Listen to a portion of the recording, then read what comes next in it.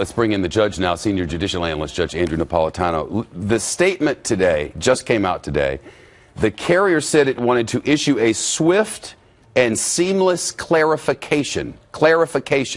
When you clarify something, you take something that is not clear and you make it clear. They were very clear. I mean, whether this is going to have a bearing or not, that's a load of it. Yeah. Because what they said is we weren't clear. Wait, Judge. They were very clear. 100% crystal clear. The airline said he was 100% fit to fly and we have no history of medical. That's not true. This isn't a clarification. This is a new thing that is contradictory to the previous thing, just so we are clear here, for clarification's sake.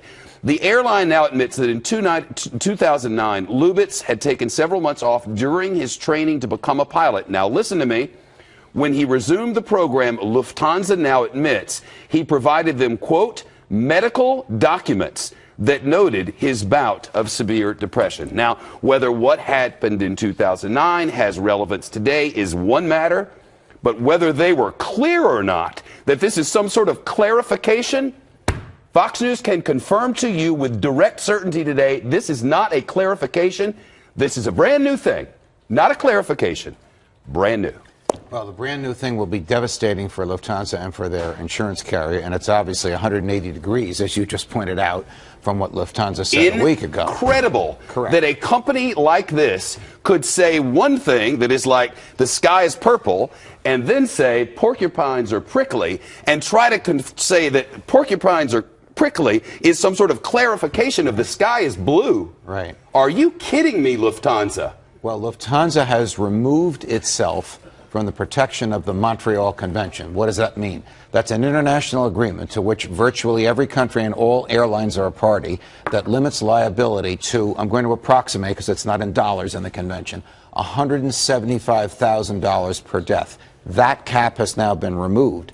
So now, as a result of this information, which they call a clarification, laughably, we're not using that word anymore because this is no clarification. The representatives of the estates of the decedents can now sue Lufthansa, A, for the fair market value of their loss, and B, for punitive damages. Punitive damages is probably not covered by their Lloyd's of London policy. If it is, Lloyd's of London is on the hook for hundreds of millions of dollars, probably billions. If it is not on their policy, and Lloyd's of London will write whatever policy you want as long as you pay the premiums, but most punitive damages are not covered, meaning the plaintiffs can reach the assets of Lufthansa in extraordinary numbers. But here's a whole nother thing. One thing is them saying this is a clarification when actually it's a new story. Here's another thing, and this is troublesome because you can have a mental illness at some point. You can have a problem at some point, now 6 years ago, and be cured of that problem now. Medical professionals insist this. And further, they're worried that there would be a stigmatization of people based on the outcome of this that is unwanted, unwarranted, unhelpful, and horrible.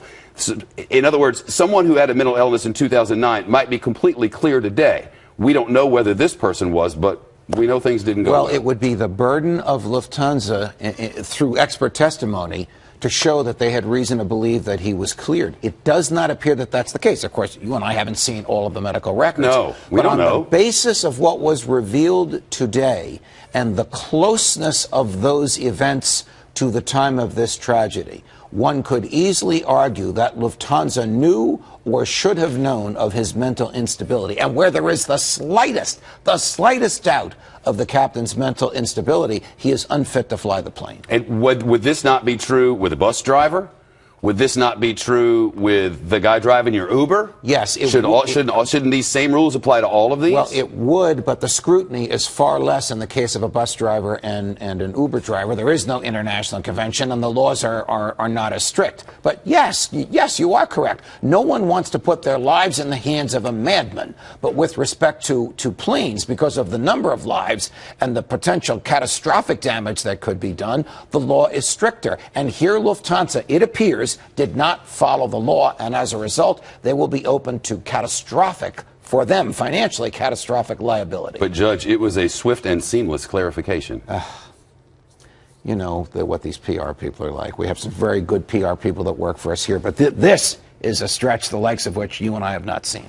Methinks if 150 people die in one of your planes, maybe you could be straight up that, hey, we were wrong with that other thing. Right. A swift and seamless clarification. Better be glad one of my people wasn't on that plane. Yes. I'd be coming after him with a blowtorch. Well, people will be going after them with legal blowtorches, you can be assured. The best place in the world, the best place in the world to sue, right here in New York.